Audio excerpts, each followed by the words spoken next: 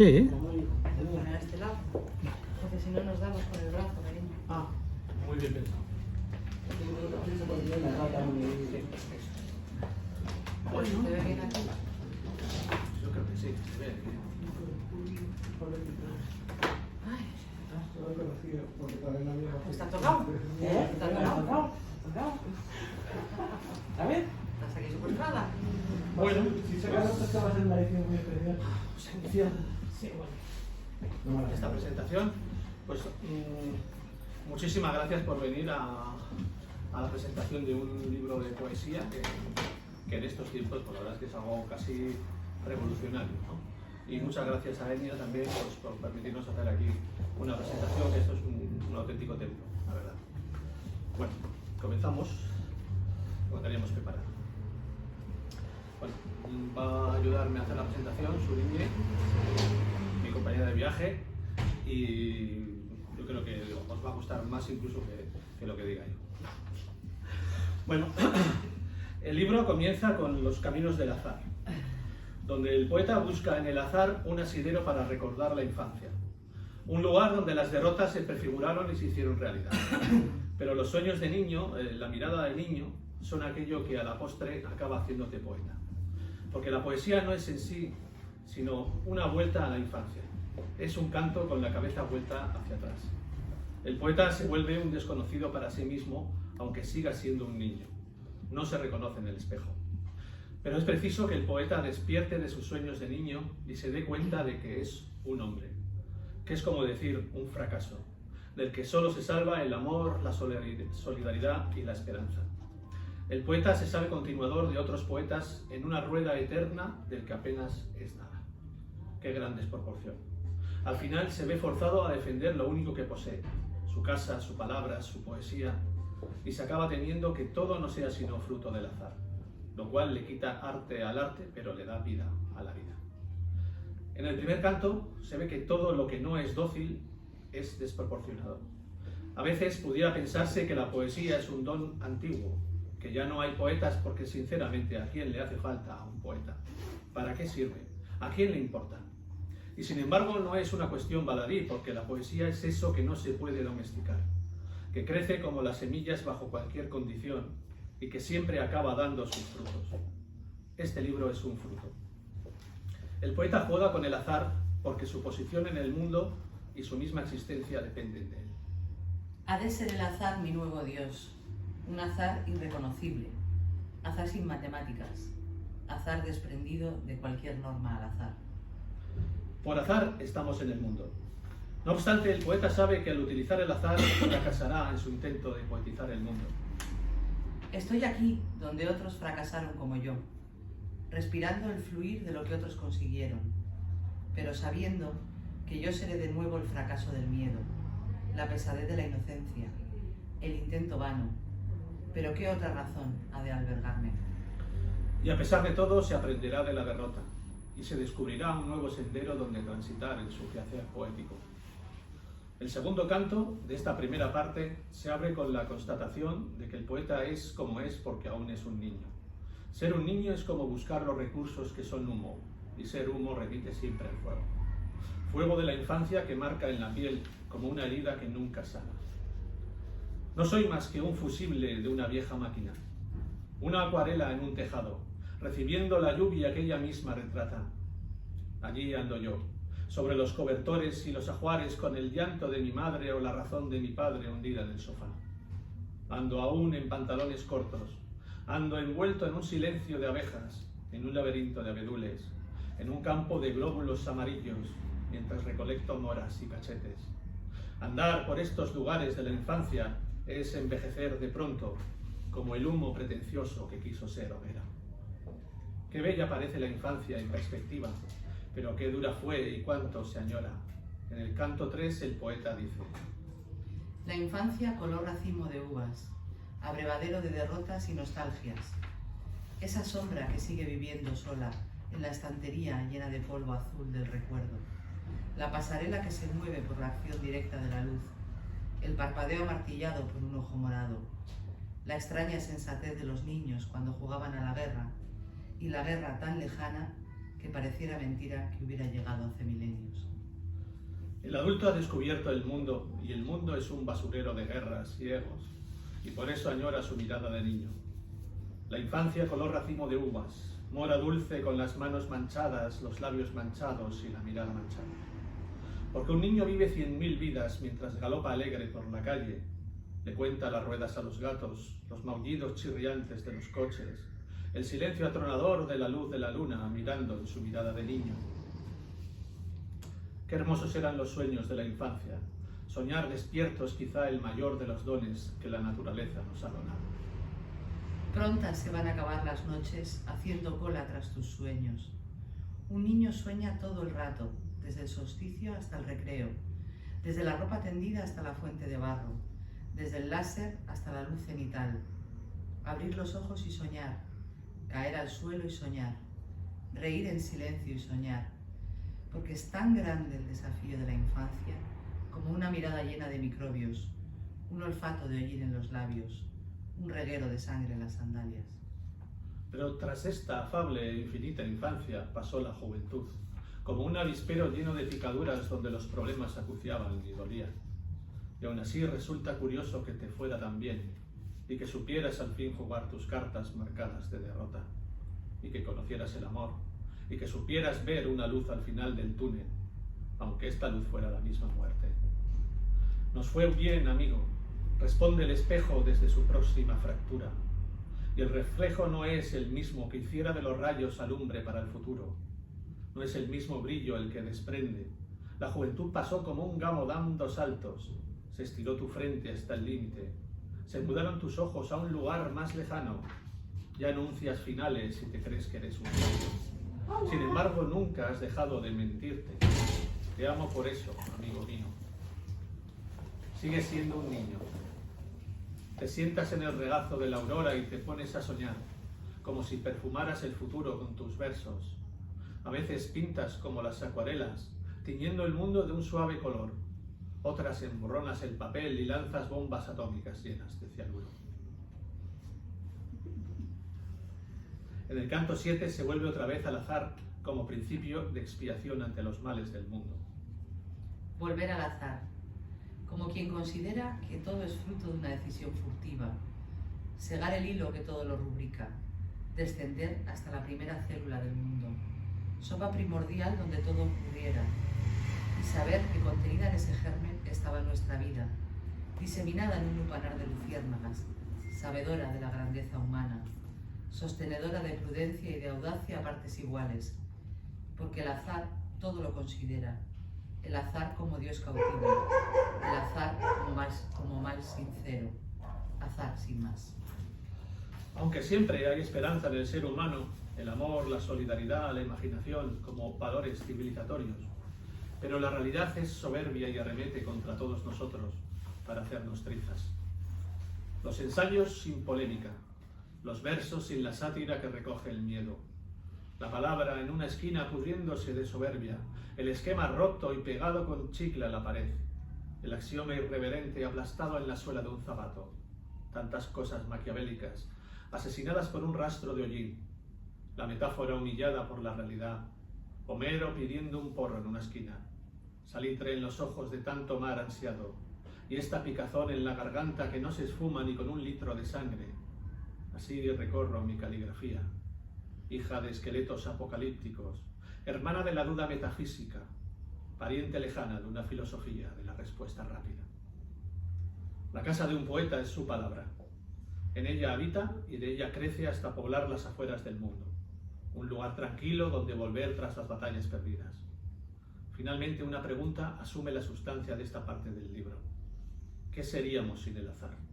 ¿Y qué seríamos sin estas pequeñas aventuras del alma que son la sustancia de la vida?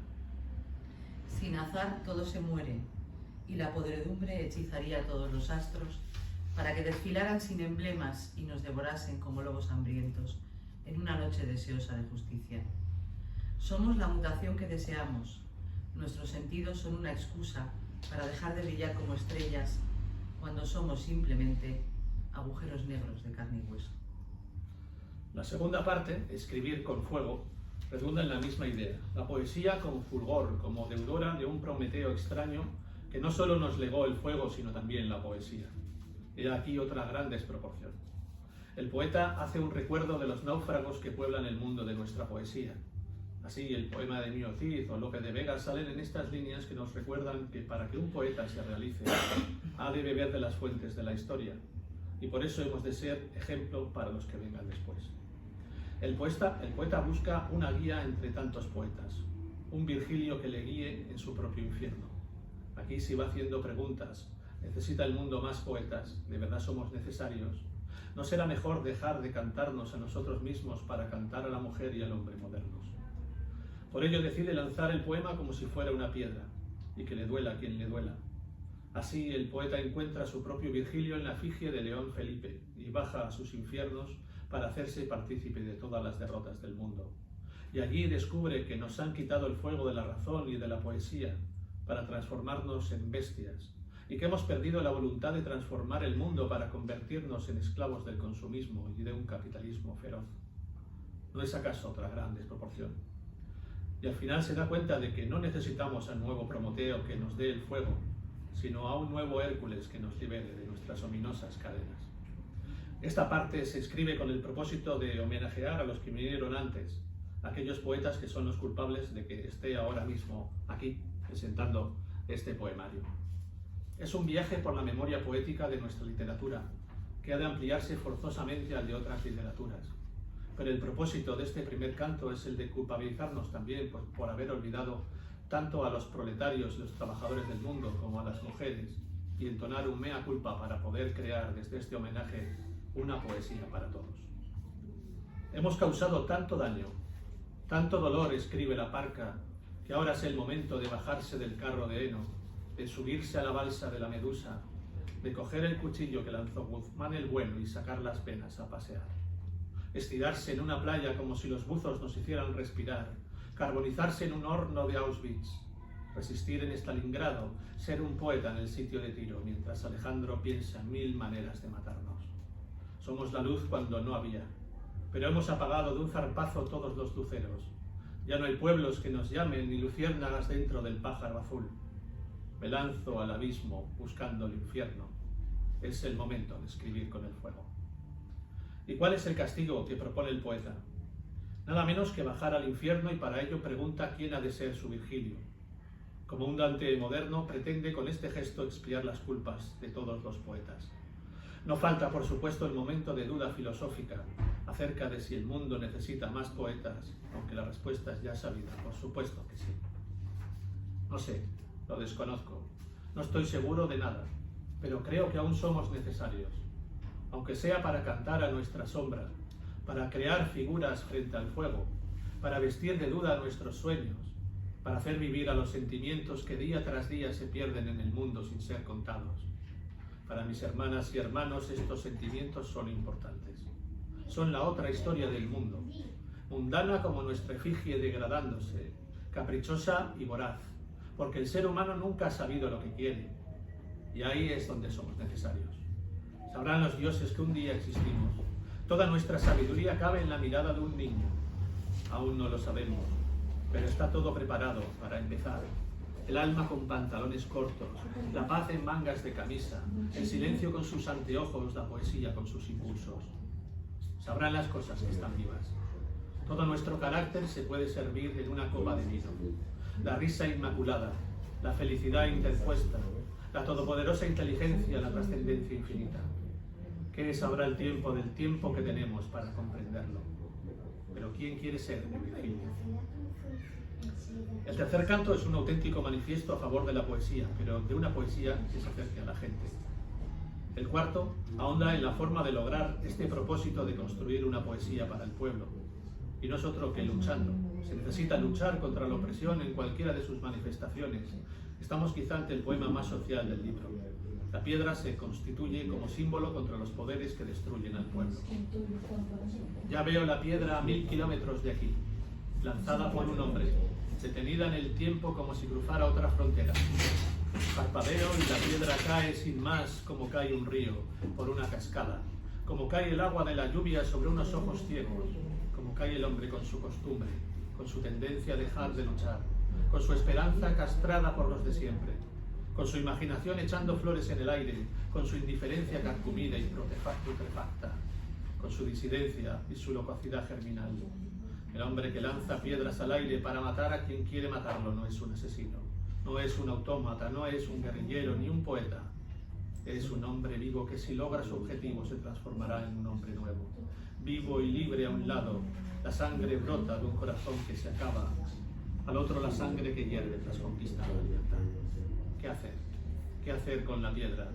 ¿Lanzarla o construir con ella? Si lanzarla fuese construir. Pero el poeta se pregunta qué es escribir y por qué razón no tiene más remedio que hacerlo. ¿Pero qué es escribir? Heterodoxia en disputa, prelado del humor sanguíneo, furor de sensaciones, colas de lagartija metidas dentro de una escupidera, asa de un cráter de sed, Persépolis en pie, enredadera que no reposa, criadora del amor entre fieras, poesía del todo en esta náusea.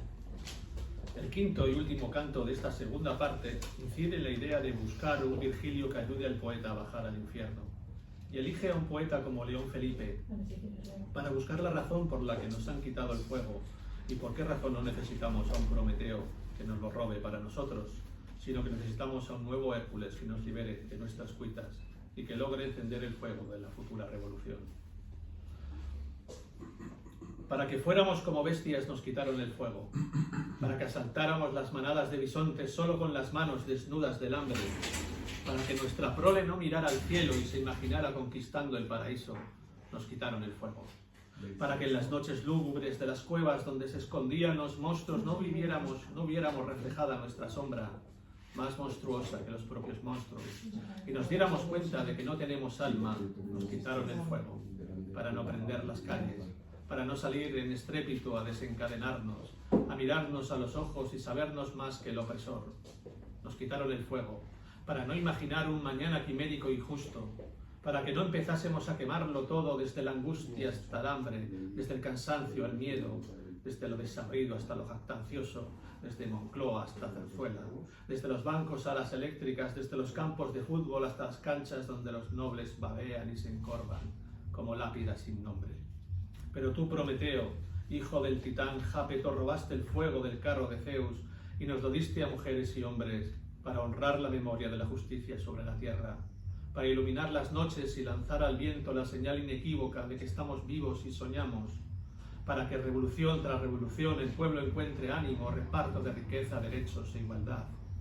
A ti te han encadenado para que un águila te devore el hígado, para que cada día sea igual que el anterior, para que no mueras mientras expías tus culpas. Y a nosotros nos han quitado el fuego, nos lo quitan cada día, mientras privatizan nuestra suerte. Nuestro pie está vendido, nuestra mano no sabe quién es, nuestro ojo derecho desconfía del izquierdo. Y todo es inconstante, pura farsa, el canto sutil del cisne, la impotencia de un toro arrastrado tras su muerte, por el caballo del emperador que siempre está desnudo. Necesitaremos un Hércules que nos libere, una treta infame, una gloriosa pausa del destino. Habremos de encontrar quien nos preste el fuego, seremos capaces de prender la mecha. Un Hércules vive en el interior de cada individuo, mientras Prometeo nos invita a cambiar las cosas escribiendo con fuego. La tercera y última parte de este primer volumen de La desproporción áurea es Tránsito hacia la ceguera, tal vez la parte más personal y más sentida del libro, donde el poeta nos cuenta sus temores tras sufrir un desprendimiento de retina. Vivimos en un mundo terriblemente visual, y cuando sufres un desprendimiento de retina y después una catarata, te cuestionas cómo sería ser ciego. En la larga tradición de escritores ciegos, Homero, Jorge Luis Borges, John Milton, James Joyce o Demócrito, quien quería quedarse ciego para ver sin obstáculo la realidad, existen también puntos de fuga, elementos que persuaden a la realidad para que ésta se amolde a sus problemas. Este es mi caso. Canto a todos estos días boca abajo, a la imposibilidad de realizar ningún esfuerzo físico, a la incomodidad y al malestar que me produjo todo este año de recuperación. En Tránsito hacia la ceguera. ¿Cómo serán las metáforas de un ciego? Hay una niebla extraña en mi ojo izquierdo. Solo veo la punta de una estrella, el tálamo quemado de una mancha de aceite, la peculiar huella de un devocionario, la quemadura de un film en proyección. Chamuscado observo si las moscas existen. Miro emocionado el espectáculo de mi ojo cerrado. Puedo probar las nubes tostadas, los rectángulos absurdos de la imaginación, las fabulosas criaturas que yo mismo creo. Pero sé que mi ojo izquierdo está dejando de obedecerme. He de estarme quieto, no moverme mientras tanto, desempeñar el papel de enfermo, de demente, de epicuro en un convento. Soy un hombre en tránsito a la ceguera. Cuando posees tanto tiempo para pensar, te acabas cuestionando incluso las cuestiones que componen tu misma esencia. Así hay un cuestionamiento de la propia escritura y de la labor del poeta en estos tiempos más oscuros aún que la propia oscuridad que provoca la ceguera. He escrito tanto que ya estoy cansado. Nada tiene sentido. Carece de calor el sol. La tierra se cuartea. El plomo es más dulce que el azúcar. Y detrás de la noche una claridad sin ojos nos apunta con su cordura. Pero llevamos tanta cordura a cuestas, tanto devenir sin que nada llegue, tantas cosas son inciertas que todo tiene cara de mentira. He escrito tanto, mis manos son diablos ciegos, mis ojos no me entienden ni pretenden engañarme, el diablo vive dentro de mi grupa. Me cabalga como un corcel, y yo corro por las veredas desnudo, sangrando de mis ijares día y noche, mientras navego en un barco que se hunde y no acaba de hundirse nunca. He escrito tanto que me he quedado sin ojos, que no veo más que silencio y terror. ¿Qué tipo de historia le voy a contar a nadie? ¿Qué verdor, qué esperanza, si no soy capaz de ver el horizonte y las lechuzas me silban para que me aparte? He escrito tanto, le he restado tanta claridad a mis ojos que ahora lo estoy pagando. Mientras los buitres defecan en sus presas, las raposas devoran a las ovejas y los leones se dejan aniquilar por los cervatillos. Todo ha cambiado para que todo siga igual.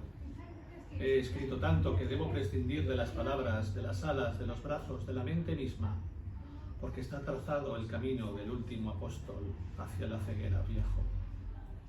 Pensar el propio yo, saber que la conciencia existe y que esta propia conciencia cuestiona tu propia existencia, porque para eso está, para cuestionarlo todo. Y así se exaspera el poeta en su recuperación. Urge la conciencia. ¿Quién nos lo iba a decir a nosotros que la urgencia residía en una duda, en un rencor del ábside de nuestra mente, en un rasguño de la comprensión, en la oscura difracción de la realidad, en la entraña de un secreto, en la curva doctoral de un enunciado incomprensible? En el momento en el que ya puedes subir la cabeza y mirar el horizonte, pasa algo muy extraño tras tu operación, que ves doble, y que esa visión te trastorna completamente. El mundo parece haber cambiado y el horizonte se ha rasgado hasta tal punto que se vuelve irreconocible. Ver doble es un árbol caído en los confines de la desesperanza, y sin embargo, emprender el vuelo fiero y rastrero de una mariposa que se va a estrellar inevitablemente contra las rayaduras de lo eterno. Ver doble es un suplicio para el horizonte, una línea curva donde solo va el silencio, una continuidad donde todo acaba, una gota más para ver el vaso medio vacío.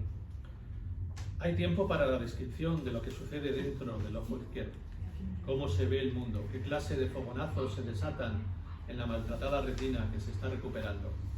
El poeta se compara con la noche, se vuelve pirata sin saberlo, pero sabe que al final se recuperará. En mis ojos se desnudan bisturíes, las lechuzas se cruzan en mi camino, la noche es como una pelota de golf bifurcada en el destino. Todo se desdobla en la ceniza del principio, apenas veo por un ojo y el otro peca de oficio. Soy un pirata, ahora me acabo de dar cuenta. Las manos sin la luz de los contadores de conchas, el silencio en el gaznate, como el perfil alevoso de un cuchillo. Me levanto cansado, me acuesto desafecto y perdido. Todo está boca abajo, el mundo es un acantilado rojo. A veces creo sentir una iluminación en mi ojo izquierdo, un latigazo de sombra, una estrella decadente, y si me asomo a esta ventana el horizonte se curva, como cuando las líneas se abrazan sin quererlo. No veo ni el silencio candente de una aguja, no veo ni la lisonja superficial de un arrebato, no veo ni el sopor indescriptible de un sueño, y a pesar de todo, sigo siendo un poeta que responde a la noche con más noche, a ver quién gana. Uno de los avisos antes de tener un desprendimiento de retina es la visión de fogonazos que se manifiestan como si fueran rayos. Así lo describo. Ver pasar el rayo. He visto pasar el rayo a través de mi sombra. Era como una voz que escupía imágenes, un razonamiento parpadeando, un brillo solo especulado con imposibles palabras ahogadas en un acuario. He visto pasar el rayo, desproporcionado e injusto, bien intencionado y grotesco, y acariciaba las lunas de Marte como una muerte que se acuerda de su madre. Y una de las consecuencias de ver doble y de ver las cosas desfiguradas e incompletas es el dolor de cabeza. Un dolor constante y un mareo que te quitan las ganas de todo. Y al fin, el espectáculo de la vida continúa, y el poeta lo sabe. Las cosas ocurren con un propósito, y lo que todo este sufrimiento me ha ofrecido es ver las cosas de forma radicalmente diferente. El poemario acaba así, pero este no es el final de la desproporción áurea, es tan solo el final de su primera parte. Pronto saldrá la segunda. Fue sin querer. Fue sin querer, se eclipsó el ceño fruncido como la marca de una medusa después del hundimiento del mundo. Fue como un suspiro, primeramente azul, en un zumbido de abeja, bajo la corchea del tiempo. Fue sin querer como todo cobró sentido. Se fue la aurora en busca de su inferior. Se fue el sentido persiguiendo su filósofo. Se fue el cíclope guiñando su ojo ciego a otro Ulises. Y quedó el poeta con los brazos extendidos, sujetando el eje curvo de la tierra, haciendo de puente entre los amaneceres y la lluvia, como un badajo dando tumbos en la última campanada del universo. Y así nació el poema, preñado de angustia por el momento actual, groseramente pisado por antropófagos y exquisitos puristas de las letras. Pues sin querer como a la palabra le salió un filamento, un hilo comunicacional con Dios, si es que eso tan vil existiera, y la luz celebró la galaxia entera, y nadie pareció entender que nada había que explicar. Fue sin querer que el plomo fundido emigró desde la Antártida, que se compró un aeroplano la Aurora, que emergió el Nautilus desde la desmemoria, que el cojo corrió 1 kilómetro y le sobró tiempo para crear la mecedora. Fue sin querer que los ojos se cerraron, nada útil se veía con ellos, el precio de un trapecio, la fusión de un candil sin llama, con la voluntad enterrada entre el pupitre de un alumno, que jamás vio lo que tenía delante de sus ojos. Fue sin querer, y aún así se desvistió el momento con el ánfora borrada por la sal, y el esplendor del silencio taladró el oído del poeta. Y siguió siendo sin querer, porque lo que quiso hablar el aire fue como en las noches estrelladas las tumbas se abren, los muertos salen a contarle las cosas a los suyos, y estos no entienden el lenguaje secreto de los sueños, como un puente entre dos mundos para comunicarse mejor, y que el arte del bien vivir no sea solo un cuento a la luz de una vela, ni un silencio pasional frente a un desnudo, porque fue sin querer que la totalidad nos concedió esta entrada, para sentarnos fríos ante el espectáculo de la vida y observar con los dos ojos bien abiertos y sentir como el absoluto tanto taladra el corazón como perfora el cerebro. Gracias a todos por escuchar el relato del azar, la búsqueda de respuestas poéticas, la búsqueda de justicia y el sufrimiento de quien padece una enfermedad. Este es un libro de poesía desproporcionado, un libro que son 5 libros y uno solo. Un libro para demostrar que la poesía es un trazo al azar en medio de la incertidumbre, un error que fracasa, un vínculo humano dentro de otros fracasos, pero hermoso como un silencio y preñado de anarquía como un soneto en forma de sinfonías, o como el zumbido de una estrella cuando deja de existir. Muchas gracias. Si queréis comentar alguna cosa después de este tratado del libro.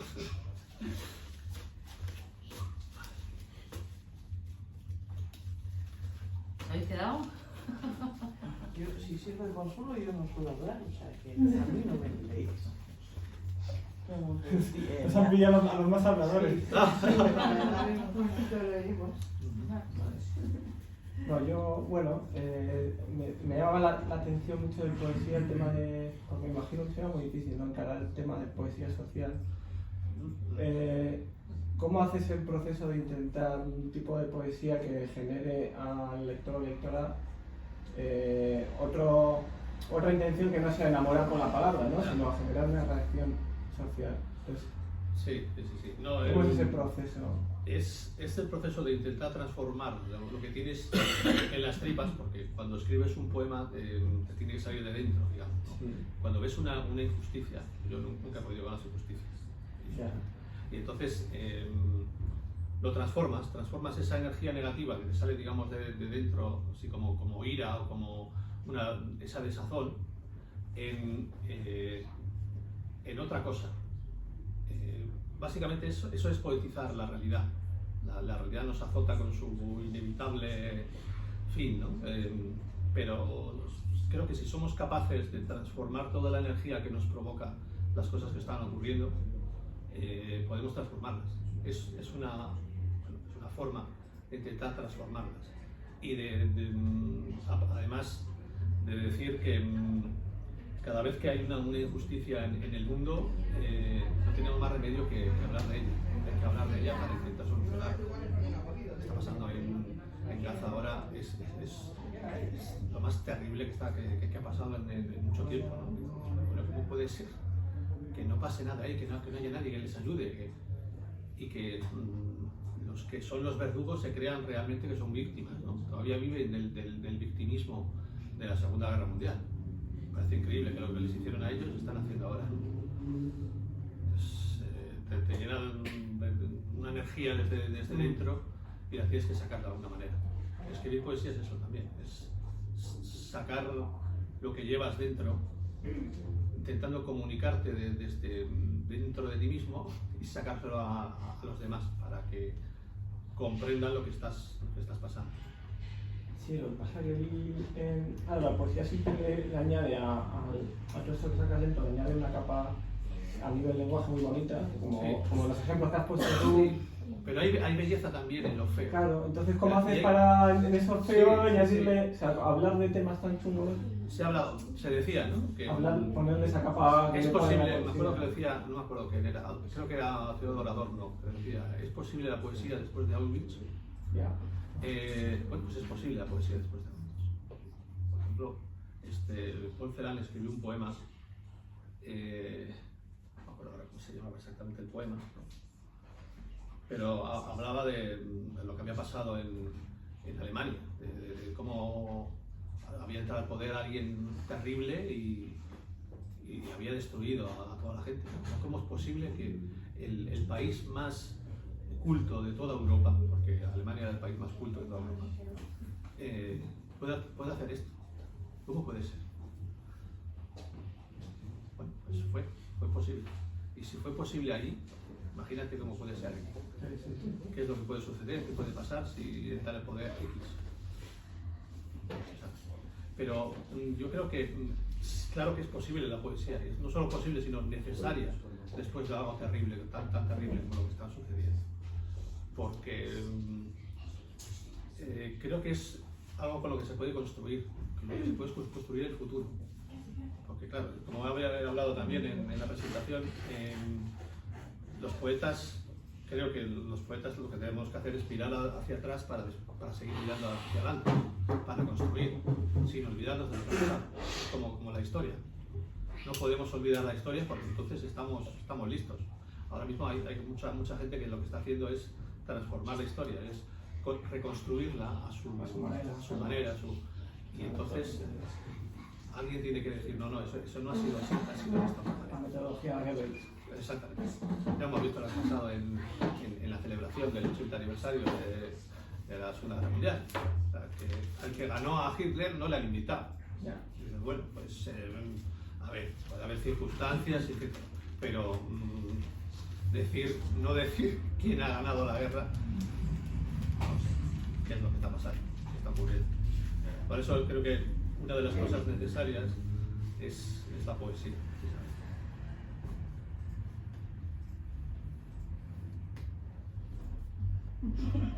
Pues eso. ¿Alguna cosa más?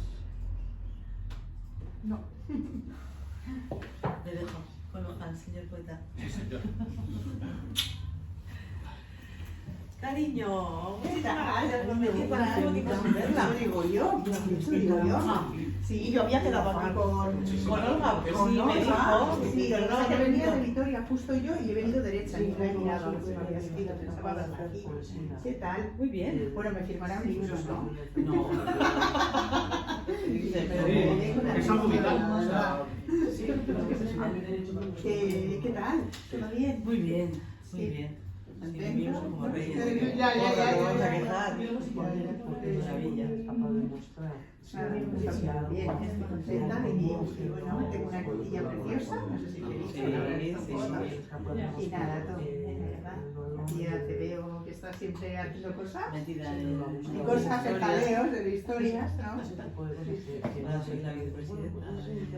sí, ¿Qué tal? es muy personal, claro, porque Buena gente. la poesía es como el dios de la literatura. Bueno, Entonces, pues los veo todo lo que te ocurre, todo lo que te sucede es En Bilbao, sí, estamos en Bilbao, están todas ahí, guau, una locura. lo que al final tienes que Y reflejar. bueno, mañana bajo a Bilbao también, que hay una jornada abolicionista, no sé cómo lo hice yo, o sea, yo Sí. voy tranquila mañana, que me... ¿Dónde hay? No lo he visto. En el Pero hay un proceso. de la PV, al lado de la ría, Sí, pues inaugura la diputada, organiza la proa, inaugura la diputada de Igualdad, que luego pues van a estar supervivientes de prostitución, y luego remata Patricia Sornosa.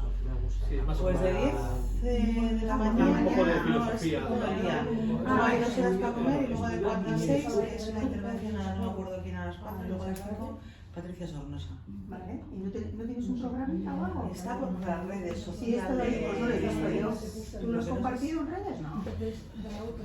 Lo tiene, si buscas la Ambroa en Facebook, Vale, luego lo busco, no te preocupes. lo tienes ahí. Lo que no es, hay que inscribirse, porque como el aforo es limitado, no sé si tendrán, no tengo ni idea si tendrán todavía o no, yo supongo que sí.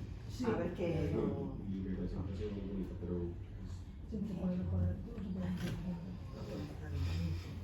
O sea, es desde la mañana hasta la tarde, ¿no? Sí, desde las 10 hasta las 6, sí, con un par de horitas para comer.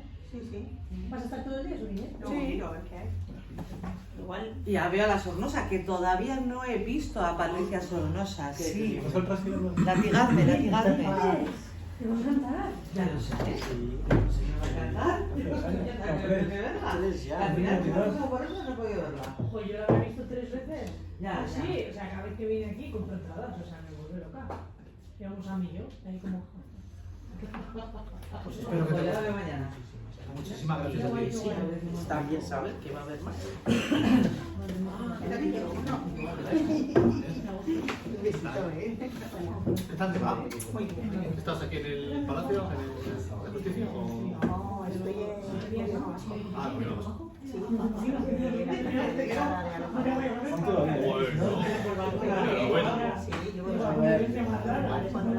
Está bien, Limpio. Hay que ir todos los días a esta Vitoria, pero bueno, bien. Sí, tienes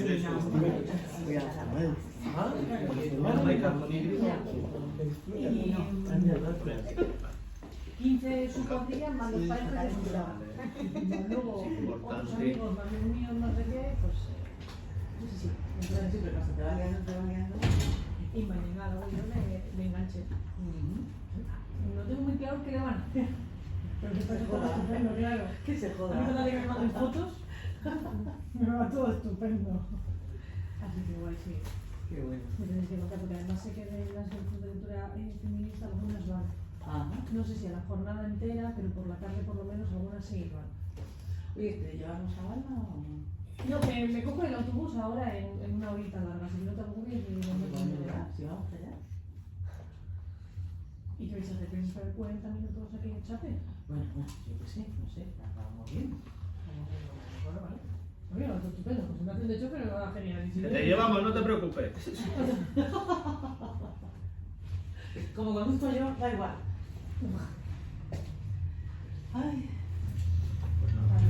Ahí, no te lo pago. Muchísimas gracias. El famoso con ellos, el dinero para mí, me parece estupendo. ¿Me llamas? Es un planazo. Gabriel.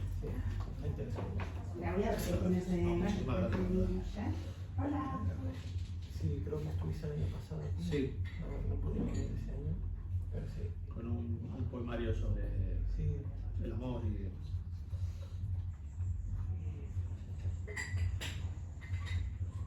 Ya, es que siempre me ha llamado la atención eso, lo que te pregunté antes, si como Ah, muy escribir así chiquitines, poesía chiquitines. de la rabia, o sea, como Sí, escribes tiene ensayo los anillos, Sí. pero le o encanta. narrativa, pues plasmalo, sí, Sí, de eso. poesía, que tienes que ponerle la capa, ponerlo bonito, Ay, mira, se me hace como muy difícil, Y también, sale natural a ti, claro. sí, más o menos natural, pero después de haber leído Este sí mucho que también. Claro, tiene no Por se cosas ejemplo, más duras, tú lees a los poemas sociales. Si le aguantan Sí, uno, claro. Ya, bien, la musicalidad que tiene, el estilo, lo bien hechos que están todos medidos además. Pero Sí, está parece como muy matemático. Sí, porque era un auténtico Eso me costó genio. me costó un montón entenderlo a Miguel. Sí, no, y a ver, los sonetos son los mejores sonetos que se han hecho desde el siglo de oro. Este que es sobre el racismo, Ah, y muy es bueno. más rato que el de las horas aquí. Por eso me parece muy difícil de compartir con Esto es francés, a para los meter, más y se pequeñitos, consigue, de más ¿eh? texto. Meter la rabia esa acumulada en poesía. Porque No es lo luego mismo los escribir sobre la rabia que pero, escribir sobre el amor, que sale más fácil. Sí. Entonces, no sé, por eso. Sí, la quita. Parece algo, claro, al final la tenéis, lo tenéis como más automatizado, ¿no? Pero yo no sé, al principio. Bueno, Después yo encontrando. todo depende también, ¿no? Porque claro, si ves que cada vez que ves una noticia de una injusticia Por eso, y te enciendes y Lo dices, pone al cabo y no, lo sale evidentemente eso bonito. ya te tienes que salir más o menos. Claro. Sí. Pero Pararse a escribir sobre eso y que pensaba encima. luego al final cuando lo haces te sientes súper a gusto. Ya. Que es como cuando has soltado, ¿no? Has soltado lo que tenía que decirle Es a como una manera distinta de llegar al público también, ¿no? Sí, sí, No, sí. al final el público lo que ve es mucha visceralidad y a veces había hasta rechazo. Sí. Entonces, A ver, que al final acabó. Está bien, ¿eh? Pero en bueno. muchos poemas acabo diciendo burradas. Auténticas ah, burradas. pero bueno. Pero bueno, tienes una La chica que cierta estaba presentando, forma de. es el que nos bueno, recomienda cada vez que viene. se puede decir, pues. Claro, No, es para expresar Debe ser un gran las injusticias del mundo y que hay que solucionarlas ya. Esto no puede ser. Sí, hay mucha literatura sobre temas sociales, pero de poesía no hay mucha. Entonces no es como una nueva manera, ¿no? De introducir el debate. Es otra manera. Bueno, por mí no me mientas, ¿eh? Este sí. Ya, bueno, sí, vale. un Te hace poquito. pensar más también. Sí, mira, Al leer tu poesía sobre tienes que pensar más. el próximo Lo siento 2 mucho. de junio en Bilbao, en Solocoeche, vamos a hacer un recital de poesía social. Sí, al 14 me voy a apuntar porque yo Cualquier cosa en el móvil, da igual de idioma que Es en esté. Solocoche, en el Herri, no sé qué, Herri-Denda, o sí, local de Herri-Denda. Sí, yo vivo cerca, vivo cerca ahí por el Pues ahí a las 12 de la... Voy a apuntar porque si no, si no apuntas. No. Y es la primera vez que vamos a hacer un recital entre mi mujer y yo. Leer La memoria sé que no va a funcionar. y va a ser leído sin nada, sin una música ni nada, o sea, va a ser un poco a ver cómo sale. Y sí que tengo varios libros de esos, Por lo menos no voy a apuntar, porque si estoy por aquí. Bueno, corazón. Bueno, Me voy, Maika, que solo venía a acompañaros en este ratito. pues nada, muchísimas gracias por todo. A vosotros. Y que sigáis bien, ¿vale? Me lo leeré con atención, ¿eh? Vale. Bueno, Agur. Pero tío, ¿cuál? no te vayas. Dime, no, ya no. Te voy a salir muy tarde.